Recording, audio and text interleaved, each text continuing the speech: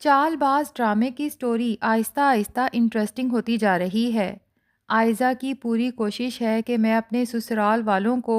اپنا اتنا عادی بنا دوں کہ میرے بغیر نہ تو یہ کوئی کام کر سکیں اور نہ ہی زندگی میں کوئی فیصلہ لے سکیں۔ ادھر روحان اگرچہ ابھی تک ہاسپٹل میں ہے، لیکن گھر والے شکر ادا کرتے ہیں کہ ان کا روحان زندہ ہے، کیونکہ جس طرح سے ڈاکٹر نے آ کے خبر سنائی تھی، ایک لمحے کے لیے تو سب کو یہی لگا تھا کہ شاید ہم روحان کو ہمیشہ کے لیے کھو چکے ہیں۔ خیر، ہوش میں آتے ہی روحان سب سے پہلے اپنی بھابھی آئزہ سے ملنے کی خواہش کا اظہار کرتا ہے، اور آئزہ دل ہی دل میں بہت خوش ہوتی ہے کہ وہ اپنے مقصد میں کامیاب ہو رہی ہے۔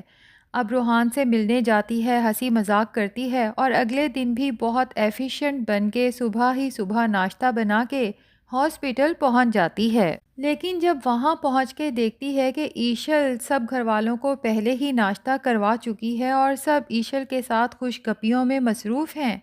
تو یہ بات آئزہ کو سخت ناگوار گزرتی ہے۔ ظاہر ہے کہ وہ اپنی جگہ لیتے ہوئے کسی اور کو کیسے دیکھ سکتی ہے۔ وہیں اس کی ماں بھی آئزہ کے کان بھرتی ہے کہ ایشل جس طرح سے تمہارے تایا جی کے آگے پیچھے پھر رہی تھی اور پھر مستقل عاشر کے ساتھ ہاسپٹل میں رہی ہے، مجھے تو یہ ڈر ہے کہ جس دن یہ بہو بن کے گھر آ گئی تو تمہاری حکومت ختم ہو جائے گی۔ ابھی جس طرح سب آئزہ آئزہ کرتے ہیں، کہیں ایسا نہ ہو کہ ایشل ایشل کرنے لگیں۔ خیر، ایشل کو بھی اب کچھ نہ کچھ اندازہ ہو چکا ہے کہ آئزہ جو ظاہری طور پہ نظر آتی ہے اندر سے ایسی نہیں ہے، لیکن ایشل چونکہ ایک اچھی نیچر کی لڑکی ہے تو وہ بھرپور کوشش کرے گی کہ آئزہ کے ساتھ دوستانہ ماحول قائم ہو سکے۔ ابھی بھی وہ ہاسپٹل میں پوچھتی ہے کہ آئزہ بھابھی، ہم سب نے تو ناشتہ کر لیا، آپ حلوہ پوری کا ناشتہ کریں گی؟ آئزہ فوراً انکار کرتی ہے، تو ایشل کہتی ہے اسد بھائی تو کریں گے نا۔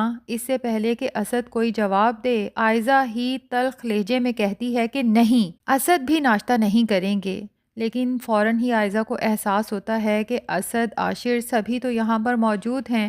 کہیں انہیں میرے تلخ لہجے کا پتہ نہ چل جائے، تو بات کو فوراً بدلتے ہوئے کہتی ہے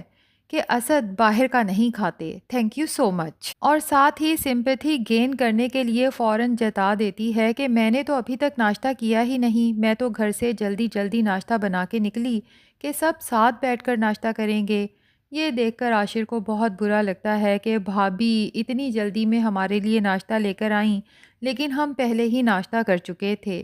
بہرحال اسی دوران میں روحان ایک دفعہ پھر اپنے دوست کے بارے میں پوچھتا ہے کہ آپ لوگ آخر بتا کیوں نہیں رہے کہ سمیع کیسا ہے، کیونکہ اسے بھی میری طرح بہت چوٹیں آئی تھیں۔ سب گھر والے روحان کو فی الحال یہ خبر سنانا تو نہیں چاہتے تھے، لیکن چونکہ اب وہ اصرار کر رہا ہے تو عاشر روحان کو بتا دیتا ہے کہ سمیع اب اس دنیا میں نہیں رہا۔